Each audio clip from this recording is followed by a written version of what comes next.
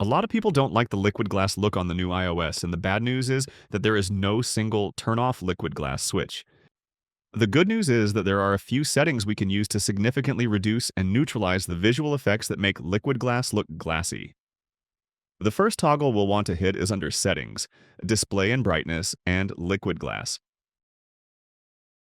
Here you can switch between the glassy option or a more traditional tinted option. This helps with some parts of iOS, but you'll quickly notice that even with the tinted option selected, many parts of your phone will still look awfully glassy. To neutralize the glassy look even further, we'll go to Accessibility and then tap Display and Text Size. Then toggle on Reduce Transparency. Now you'll see significantly less of those glassy reflections. It doesn't look pretty, and I think this is a pretty lazy workaround. What Apple should do is to give the user an option to choose between liquid glass and the standard iOS look many of us were used to before. But as of now, this is the closest you can get in iOS 26.